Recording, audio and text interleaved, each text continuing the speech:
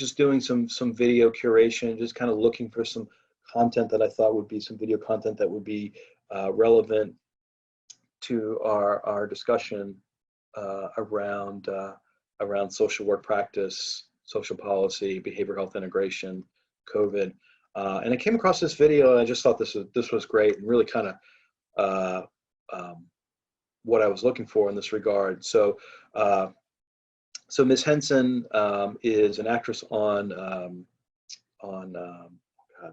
Empire, and she's I don't watch a lot of TV, so I didn't have to confess I didn't know who she was, but this work that she's doing, and apparently she's been involved in mental health advocacy prior to this, but the work she's doing with her own resources and her own time, leveraging her fame and her financial resources, specifically in the realm of mental health and access and mental health related issues to COVID, or I thought it was just tremendous, and I really enjoyed the video. So I'm going to share it with you, and hope you enjoy it too.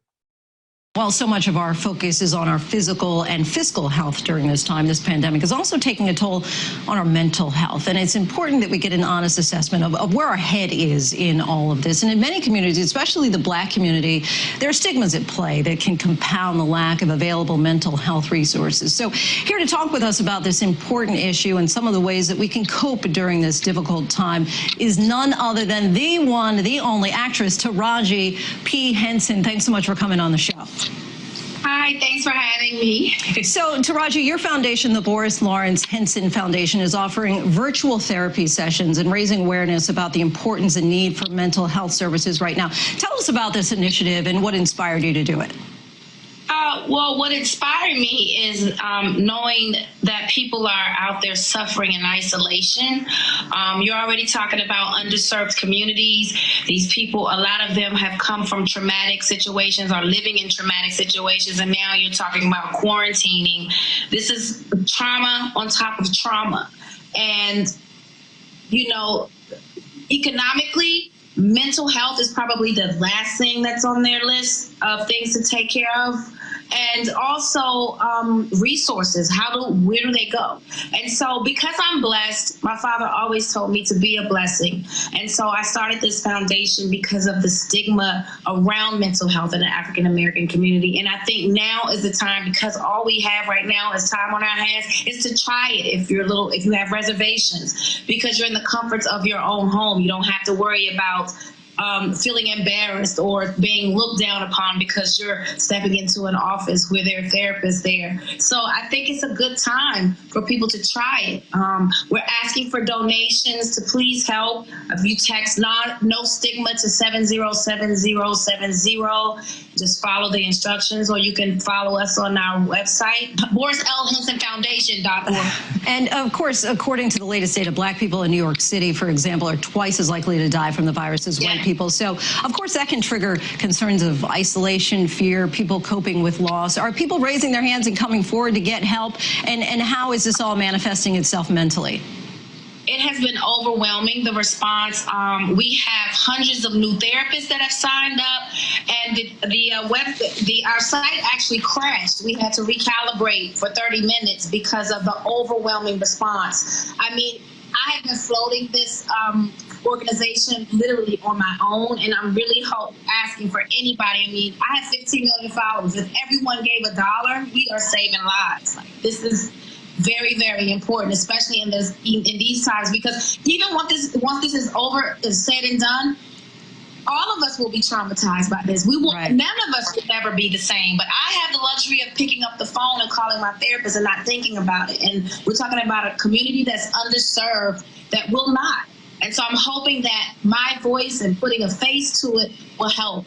And you talked about the stigma a bit, but in African-American culture, there seems to be this tradition of kind of keeping your promise to yourself, fighting through it, being tough, you know, not putting your business out on Front Street. Yeah. So what do you think it is about the Black experience in America that makes this idea of therapy such a unique challenge?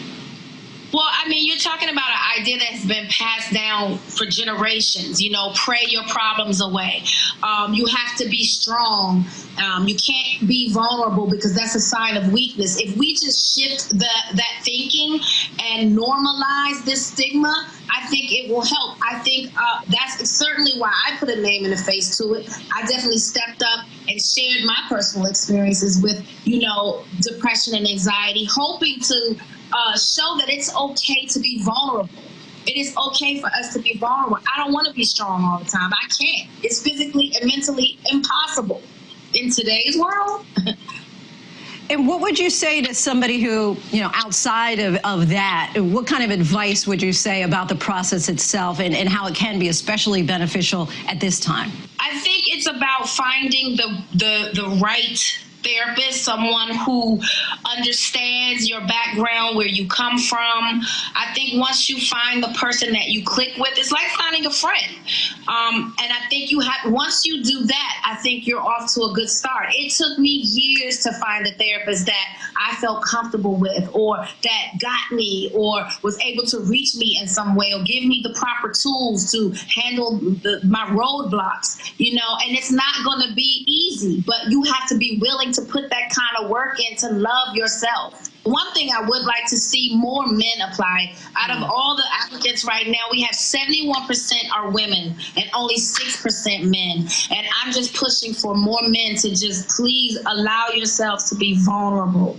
And before we let you go, of course, the season finale of Empire is tonight, but you're not even sure exactly how it's going to end, right? Because you guys still had one more episode to shoot and then COVID canceled that?